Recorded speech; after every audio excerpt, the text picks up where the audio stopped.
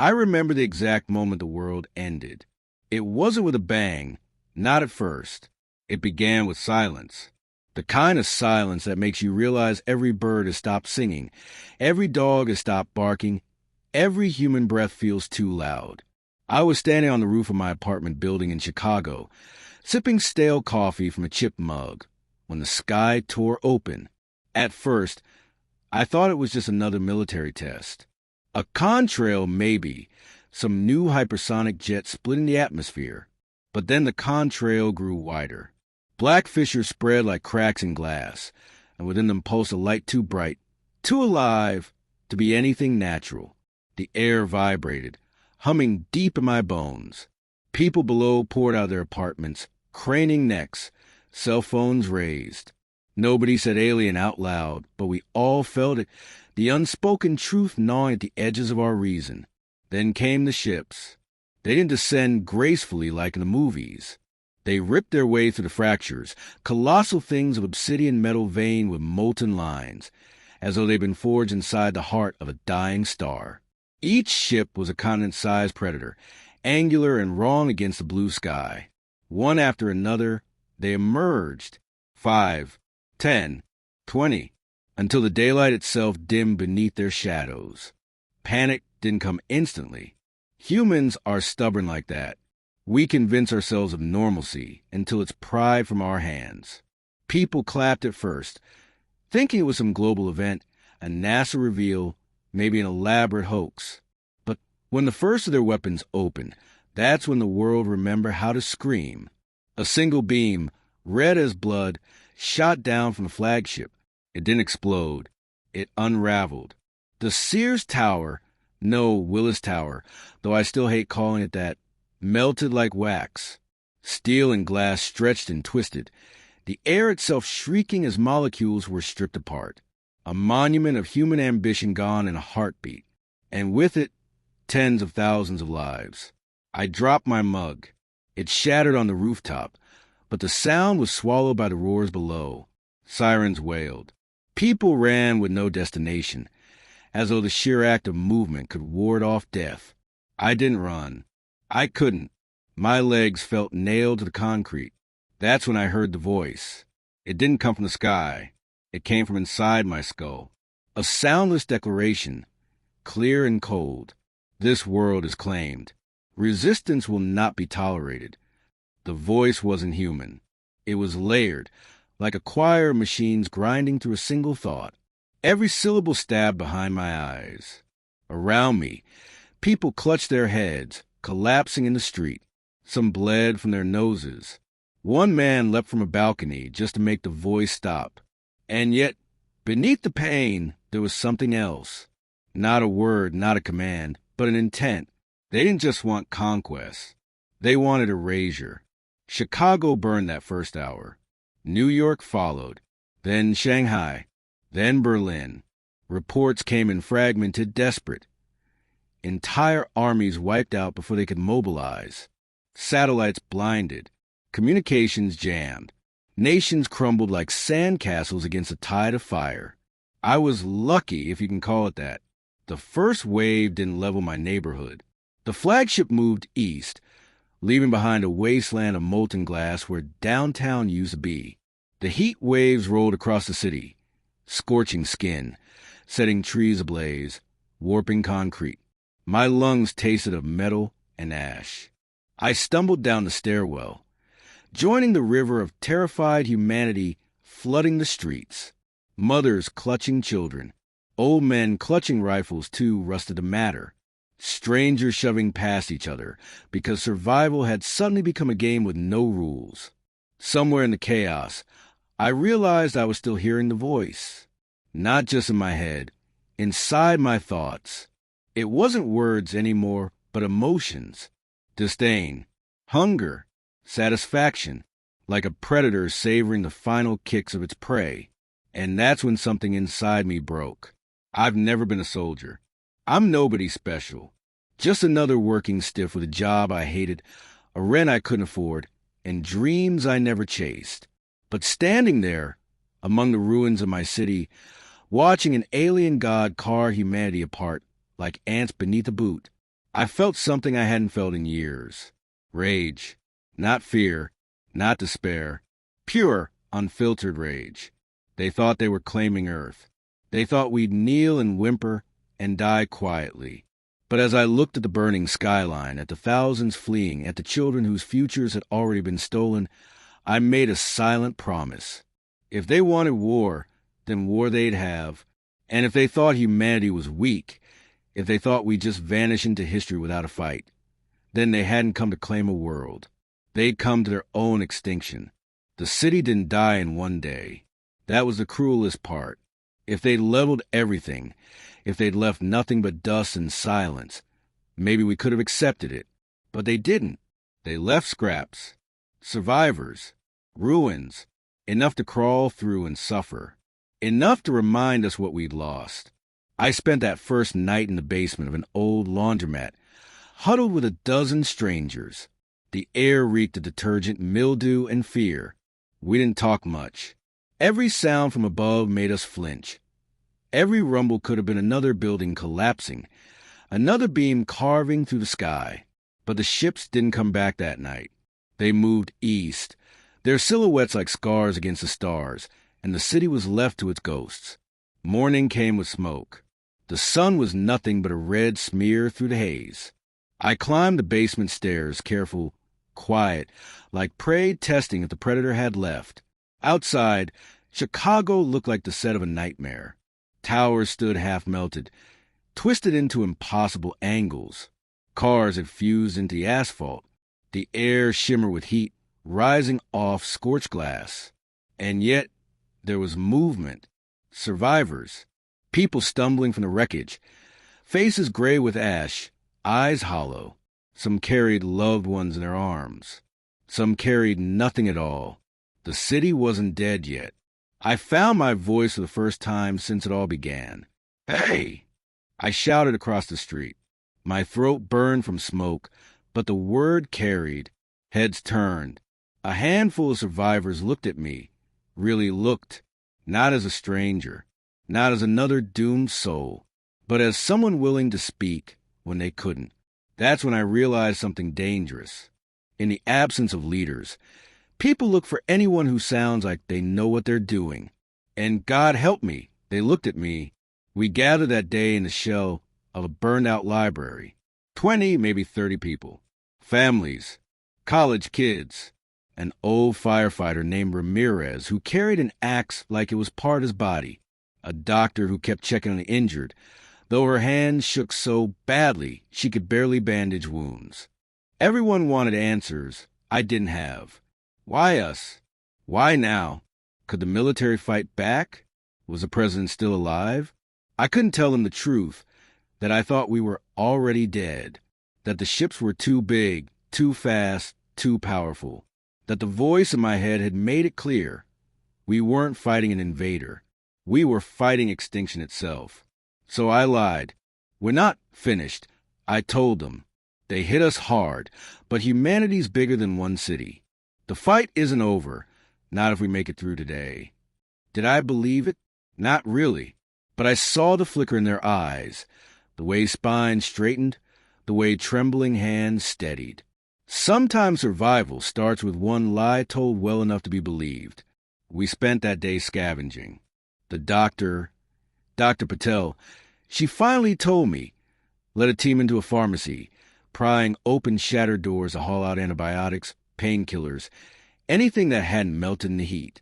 Ramirez and I searched a sporting goods store, finding bats, knives, even a couple of crossbows. Primitive weapons against ships the size of mountains, but holding steel in your hand makes you feel less powerless. The kids, barely old enough to drive, surprised me most. They carried bottled water, food, batteries, anything useful they could find. They didn't complain. They didn't cry. Their silence was sharper than any words. They knew the world had ended, and they were already adjusting. That night, we lit no fires. We ate in silence, chewing granola bars and canned beans in the dark, listening to the distant thunder of the ships. The voice came back once, faint but undeniable, a pressure behind the skull. Submission will bring mercy. Resistance will bring annihilation. I almost laughed. Mercy? I'd seen the melted towers. I'd walked past bodies fused into the pavement. Whatever they called mercy, it wasn't human.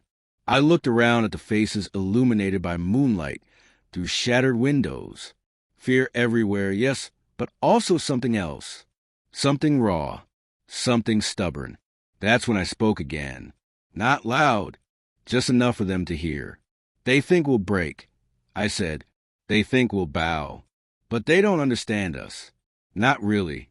They don't know what we're willing to do to survive.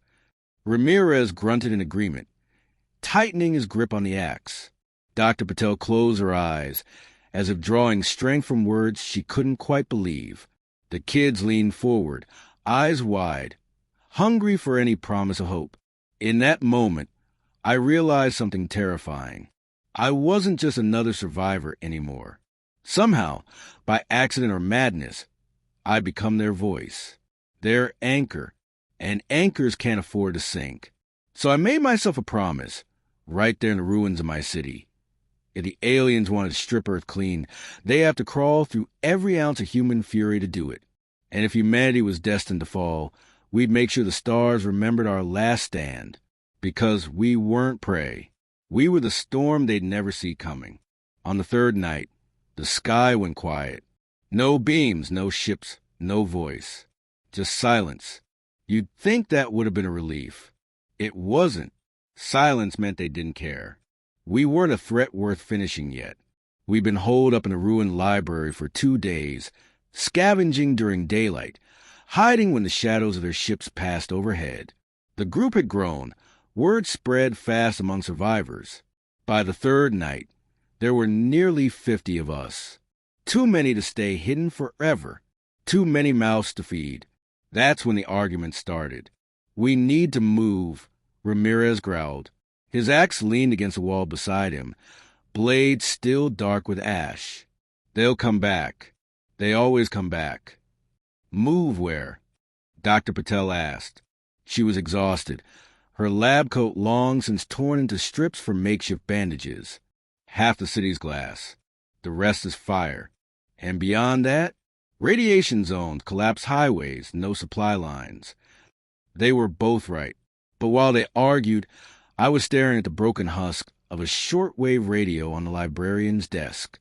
Its antenna had snapped in half. The casing melted in places. Still, it wasn't useless. Not if you were desperate. I didn't know much about radios. But I knew one thing. If there was anyone else out there fighting, they'd be broadcasting. That night, while the others argued, I worked. Stripping wires, scavenging batteries, improvising an antenna out of copper piping. My hands bled. My eyes burned. But when I finally twisted the last wire into place and turned the dial, the radio hissed to life. At first, nothing. Just static. Then voices. Faint. Broken. Buried under static. But voices. Repeat. All units. Hold. Resistance still. South Ridge. Repeat. I froze. My heart thundered in my ears. This wasn't just survivors whispering in basements. This was military. Organized. Fighting back. Ramirez. Patel. Over here. I hissed. They rushed over, eyes widening as the words crackled through the static. Civilian groups. Evacuation route. Coordinate at... The signal cut out. I slammed the dial, twisting back and forth, desperate to catch it again. Nothing but static. But I'd heard enough. Resistance wasn't a fantasy. It was real, and it was close. We're not alone, I whispered. They're out there, fighting. The room went still. People leaned in, hope sparking in their faces for the first time since the sky had burned. Even Ramirez, who had been arguing to leave, gave a sharp nod. If they're out there, he said, then we find them. We don't sit here waiting to die. For the first time, the argument wasn't about survival. It was about fighting back. We set out at dawn. 50 people, moving like ghosts through the ruins. Some carried weapons. Most carried nothing but backpacks filled with food and water bottles. Every sound felt too loud. Every open street felt like a spotlight. The city wasn't just wreckage anymore, it was changing. The ground in places had warped, fused into glassy plains that hummed faintly when you stepped on them. Buildings seemed to lean, as though gravity itself had been twisted by whatever the aliens had unleashed. Once, we passed what had once been a bus stop. The bench was still there, but the people on it weren't people anymore. Their bodies had been fused into the metal, melted shapes with faces frozen mid-scream. One of the kids vomited. Nobody blamed him. We moved south, toward where I thought the signal had come from. It was impossible to know for sure, but instinct told me it was somewhere beyond the river. Instinct, and the faint pulse I still felt in the back of my skull. The voice. It hadn't spoken since the second night, but it lingered like a pressure, like static buzzing just beneath thought. Sometimes when I focused too hard, I swore I could sense where it came from, like following the scent of rot. And yet, sometimes it wasn't just pressure. Sometimes it was awareness, as if something on those ships knew I was listening. By midday, we reached the river, or what was left of it. The bridges were gone, vaporized, melted, twisted. The water itself boiled in places, bubbling with chemical slicks that smelled like burned copper. Crossing would be impossible, unless, there, Ramirez pointed, downriver, the husk of a commuter ferry sat beached on the shore. Its hull was scorched, windows shattered, but it floated, barely. Getting 50 people onto that wreck was insanity. But insanity was better than waiting for the ships to return. We waded into the water, pushing, pulling, climbing. Children first, then the injured, then the rest. By the time I clambered aboard, the ferry groaned like a dying beast. We shoved off, the current dragging us south. Smoke rose behind us, the broken skyline shrinking against the horizon. That's when the voice returned. You cannot run. It wasn't just in my head this time. Everyone on the ferry staggered, clutching skulls, crying out. The water churned violently, waves slamming against the hull. I forced myself upright, vision swimming, rage boiling hotter than fear. Then watch us, I growled aloud. The voice fell silent, but not gone, never gone. We drifted until nightfall. The river carried us past ruins, past burning fields, past landscapes so warped they looked alien already. Finally, we beached the ferry against a shattered dock, too exhausted to go further. As people collapsed on the shore, I sat apart, staring at the sky. The ship still hung above, blotting out stars, unmoving, waiting. And I realized something. They weren't gods. They weren't invincible. They were hunters. And hunters made mistakes. Somewhere out there, humanity was still fighting. The signal proved it. And if we could find them, if we could link up, maybe, just maybe, our species had a chance. But deep down, I knew this wasn't just about survival anymore. Not for me. The voice and I, we were connected. Somehow, some way. And if that connection went both ways, then maybe extinction wasn't humanity's fate. Maybe it was theirs.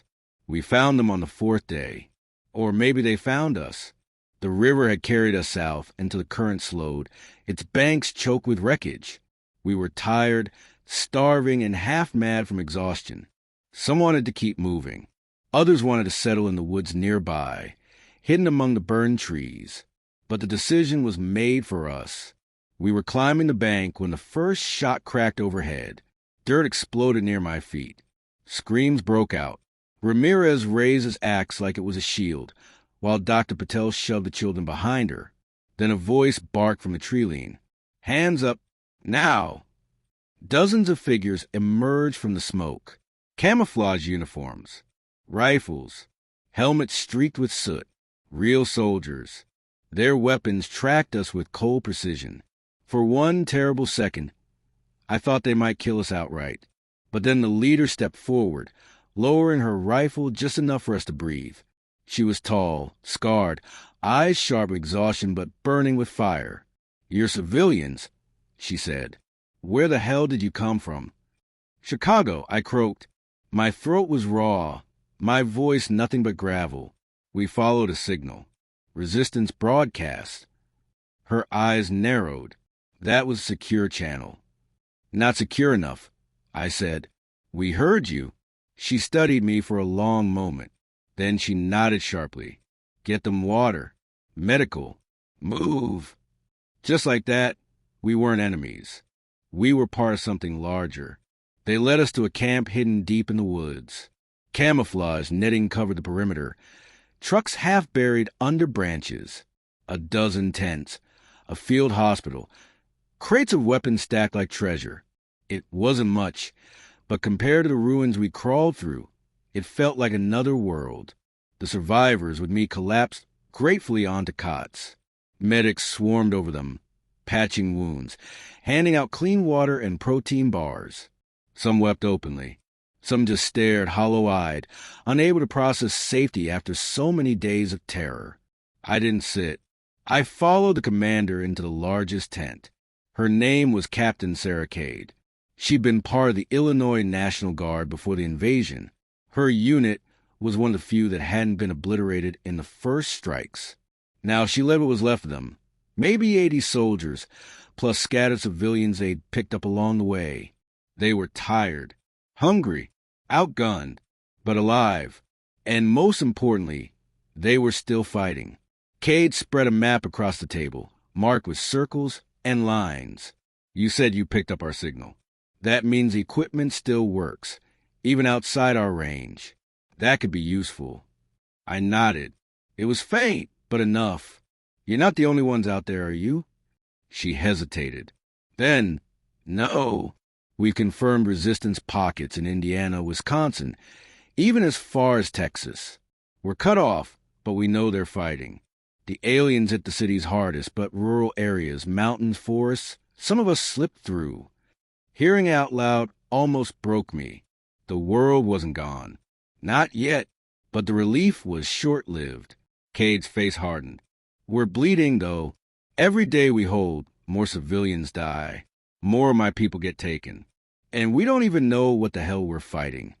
I knew, or at least I felt like I did. They're not just soldiers, I said quietly. They're exterminators. They don't want land. They don't want resources. They want us gone. Every last one. Cade's jaw tightened, but she didn't argue. That night, sitting by the campfire, I tried to sleep, but the voice came again. We see you. I sat bolt upright, sweat pouring down my back. The fire crackled softly. The camp hushed with exhausted sleep. And yet, I knew the words weren't mine. You gather. You cling. Futile. I clenched my fists until my nails dug into flesh. You're wrong, I whispered into the night. A ripple of amusement brushed the back of my skull. You are different. A spark. But sparks burn out. For the first time, I didn't just feel the voice. I pushed back. Hard. I focused all my rage, all my grief, all my stubborn defiance into a single thought. Then burn with me. The voice recoiled. Not much. Not enough. But enough for me to know it had felt me. And that terrified me more than anything. The next morning, I told Cade everything. About the voice. About the connection. About how it wasn't just in my head. It was in our heads. She didn't doubt me. Not fully. Maybe she couldn't afford to. If that's true, she said, then you're a liability. If they can hear us through you. They can't. I cut in. Not unless I let them. And maybe I can hear them back. Silence stretched between us. Finally, Cade leaned forward. Then you're not a liability. You're a weapon. The word hung between us like a blade. I didn't want to be a weapon. I wasn't a soldier. I wasn't anyone. But looking around the camp, at the children eating their first real meal in days, at Ramirez sharpening his axe, at Patel finally sleeping without flinching, I knew I didn't have a choice. If humanity had any chance, we needed more than guns. We needed an edge. And for some reason, God help me, that edge might be me, that night, I stood with Captain Cade, looking up at the alien ships blotting out the stars. They came for war, she murmured. No, I said. My hands trembled, but my voice didn't. They came for extinction. She looked at me, eyes narrowed. And what do we give them? I met her gaze, feeling the rage boil inside me. Extinction. War doesn't begin with battles. It begins with decisions. We made ours at dawn. Captain Cade gathered the resistance in the clearing. Soldiers standing shoulder to shoulder with survivors who'd barely eaten in days. Crates of rifles were opened, ammunition rationed. Instructions barked. Even the kids who'd come with me from Chicago stood straighter, eyes sharp with something dangerously close to hope. Cade didn't waste time on speeches. She pointed at the map, her voice cold steel. The bastards have a relay station 10 miles east. Not a ship, something smaller. Ground-based. We think they're using it to coordinate troop movements. The word troops still felt surreal. Until now, the aliens have been shadows in the sky, gods of fire. But Cade's intel said otherwise. They weren't just ships. They had boots on the ground. You're telling me they actually walk? Ramirez muttered, his axe resting on his shoulder. Cade's mouth twitched into something that wasn't quite a smile. They bleed too. We've seen it. A ripple went through the crowd. Bleed. That word was oxygen. Proof these monsters weren't untouchable. Our mission was simple on paper. Hit the relay. Cripple their communications. Vanish before reinforcements arrived. Suicide, basically. But no one said it out loud. For the first time since the sky burned, we weren't just running. We were hunting. We moved at dusk, splitting into 3 squads. Cade led the main strike team. Ramirez and I were with the flanking group, slipping through ruins swallowed by forest. The air was damp, heavy with the smell of rot and ash. Every step felt louder than it should have. The relay came into view as night fell. It wasn't human, not by any measure. A spire of black metal twisted upward, pulsing faint red veins along its surface. The ground around it warped, grass turned to brittle crystal, and guarding it, shapes, not human. They stood 8 feet tall, armored in plates that shimmered like obsidian. Limbs too long, movements too precise. Their heads were featureless domes, glowing faintly where eyes should have been. And their weapons, I don't even have words. Rifles, maybe, but alive. Tendrils pulsing along their surface, feeding from the creature's armor like veins. Troops, Ramirez whispered. His voice was awe and hate tangled into one. Cade's voice crackled softly in my earpiece. On my mark. I gripped the scavenged rifle in my hands, sweat slicking my palms. My heart slammed against my ribs, so hard I thought they'd hear it. Mark. The forest exploded with gunfire. Tracer rounds streaked through the night, slamming into alien armor. Some ricocheted harmlessly. Others found joints, gaps, weaknesses. The creatures staggered, stumbled, and then moved with terrifying speed. They didn't scream. They didn't roar. They simply advanced. Silent, relentless. One lifted its weapon. A beam lanced out, white hot, slicing a tree in half. The soldier beside me turned to ash before he even hit the ground. Panic clawed at the edges of my mind. But then, the voice, futile. It hit me like a hammer, shoving despair into every thought. My rifle dipped. My breath faltered. Around me, others staggered, clutching skulls. And then I shoved back. Hard. No, the word wasn't spoken. It wasn't even thought. It was felt. A surge of rage, grief, defiance. I hurled it at the voice like a blade. The pressure faltered. Not much, but enough. My squad staggered back into action as if a fog had lifted. I didn't have time to question it. I just fired. Bullets tore into an alien's chest, sparks spraying. It stumbled and Ramirez charged. His axe slammed into the thing's neck, lodging deep. With a roar, he wrenched it free. Black ichor sprayed across the ground. The alien collapsed twitching, then lay still. It bled. The sight ignited something primal in us. Soldiers screamed curses, unloading magazines. The aliens fell one by one, not invincible gods, but flesh and blood, horrifying, yes, but killable. Then Cade's voice cut through the chaos. Charges set, fall back. The ground shuddered as explosives detonated. Fire consumed the relay spire, red veins bursting like arteries. The entire structure collapsed inward, imploding with sound like grinding steel. Silence. We stood panting, stunned. The relay was gone. The aliens were dead. And for the first time since Invasion Day, we'd struck back. Back at camp, the celebration wasn't loud. It couldn't be. But the air buzzed with something we hadn't felt in weeks. Victory. Small, fragile, but real. Dr. Patel hugged Ramirez, tears streaming down her face. The kids laughed, though it came out shaky, half disbelieving. Even Kate allowed herself a rare smile. But I couldn't sleep. The voice returned, colder than before. You are dangerous. I sat upright, fists clenched. Good. I whispered.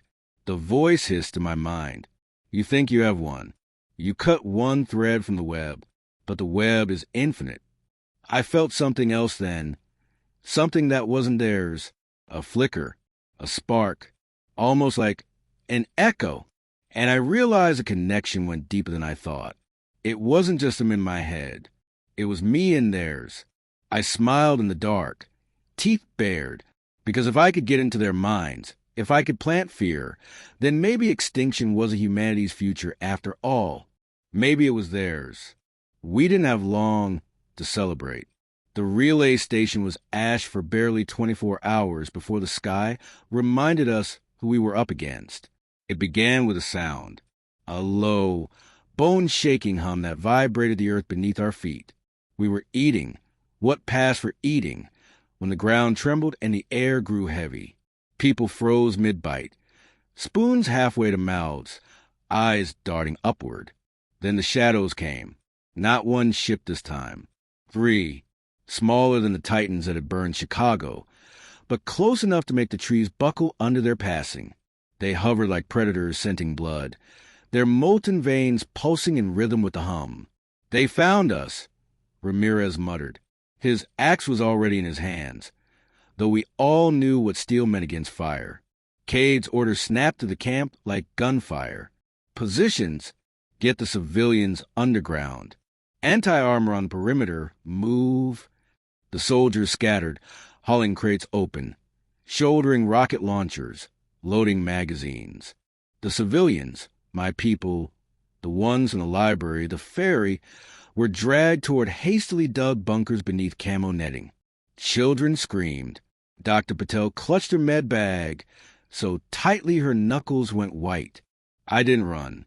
I couldn't. The hum wasn't just sound. It was pressure. The voice pressed against my skull, boiling hot. Defiance noted. Correction applied. Cade's hand clamped on my shoulder. You with us? I met her eyes. My hand shook, but my voice didn't. I'm with you. The first strike came like lightning. A beam carved down from the nearest ship, incinerating the tree lean. Trees exploded into ash, soldiers with them. The shock wave knocked me flat, ears ringing. The bunker entrance vanished under a rain of fire and dirt. Screams everywhere. Gunfire everywhere. The forest itself howled as flames devoured it. I staggered up, rifle clutched in shaking hands. Soldiers fired rockets, white trails streaking into the sky. 2 struck home, slamming into the ship's underbelly. The explosions blossomed bright, ripping armor free. The ship shuddered. It bellowed, a sound like metal tearing itself apart. And then they dropped. The ground shook as alien troops hit the dirt. Dozens. Their armor gleamed red under firelight, their weapons pulsing. They advanced in formation, precise, merciless. Cade's voice cut through the chaos. Hold the line. We fired. Bullets sparked against armor, some finding gaps. A few of the creatures fell, Black ichor sprang across the dirt, but more came, relentless. Their rifles shrieked beams of light that carved trenches through flesh and earth alike. I felt the voice again, pressing harder, crushing thought. Submit, and suffering. Soldiers faltered. One dropped his weapon, screaming, clawing at his skull. An alien beam cut him down instantly, and I snapped. I pushed back, not with words, not even with thought, just raw fury. Every ounce of rage, grief, and hate I had left hurled like fire into the pressure in my mind. For an instant, the world shifted. I wasn't in the camp anymore. I was in them. I saw through alien eyes. I felt their confusion, shock, even, as a human mind shoved its way into theirs. For a heartbeat, I understood their hierarchy, their orders, the cold certainty of extermination. And for that heartbeat, I broke it. An alien soldier froze mid-stride, its weapon lowered. Confusion rippled through its unit. Now! I roared, though my throat bled from the effort. Rocket fire slammed into their line. Ramirez's axe cracked through another's armor. The soldiers rallied, surging forward with newfound desperation. But it wasn't enough. The ships above rumbled, their veins glowing brighter. Beams lanced down, tearing the camp apart. The bunkers collapsed. The field hospital vanished in fire. I saw Patel drag from the rubble, coughing blood, eyes wild. She screamed my name, but the roar drowned her out. Then the earth itself gave way. The largest beam carved through the ground, splitting it open. Fire and dirt swallowed tents, weapons, people. The world tilted. I clawed for purchase, but the ground beneath me crumbled, dragging me into darkness. I woke choking on dust. Silence. No gunfire. No screams. Just silence. We were underground, buried. The air was thick with smoke, the ceiling cracked and groaning. Shapes moved around me. Survivors, covered in ash, eyes wide with horror. Ramirez hauled me upright. Blood streaked his face, but his eyes still burned. We have to move. Now! I staggered forward, searching. Patel? Cade? No answer. We stumbled through collapsed tunnels, the groans of shifting earth chasing us. Somewhere above, the hum faded as the ships drifted away, their correction complete. When we finally clawed our way back into the open night, the camp was gone. Nothing left but ash and twisted metal. Bodies littered the clearing, human and alien alike. The trees were glass. The earth still smoked. The resistance had been broken, but not destroyed. Not yet. Cade was gone. Patel was gone. Half the soldiers were gone. But Ramirez stood. I stood. And behind us, a handful of civilians crawled from the dirt, coughing, sobbing, alive. The voice returned, faint but mocking. Correction applied. Futility ensured. I stared up at the sky, rage burning, so hot it made my teeth ache. No, I whispered. My voice was nothing against the night, but I knew they heard. This isn't the end. It's the beginning. Because in that moment, as I stood amid the ruins, I realized something terrifying. I wasn't just hearing them anymore. I wasn't just pushing back. I was learning. We were broken, but not beaten. The camp was ash. The resistance scattered. The aliens thought their correction was complete. But as I stood amid the ruins, listening to survivors' ragged sobs and the crackle of dying fire, I knew one thing with absolute certainty. We weren't finished. Because I wasn't finished. The voice had made a mistake. In pressing into my mind, in trying to drown me in despair, it opened a door. And doors can swing both ways. That night, we moved like ghosts through the wreckage of the forest, Ramirez at my side, the handful of survivors stumbling behind us. There was no plan, no strategy, just the instinct to live another hour. But inside me, something else grew. Not just rage now, not just grief. Clarity. When I closed my eyes, I could feel them. The ships above, the soldiers marching. Their network, a lattice of thought and command. Alien, vast, terrifying, but not unreachable. And for the first time, I understood the truth. They weren't gods. They weren't infinite. They were a hive, and hives could be broken. We found shelter in the husk of a collapsed overpass. Survivors huddled in the shadows, too tired to cry, too broken to hope. Dr. Patel was gone. Captain Cade was gone. Half the fighters who had given me purpose were gone. But Ramirez lived, and he looked at me with the same fire I'd seen in Cade's eyes before the counterattack. "What now?" he asked. The question should have crushed me. Instead, it hardened me. "Now," I said, "we end this."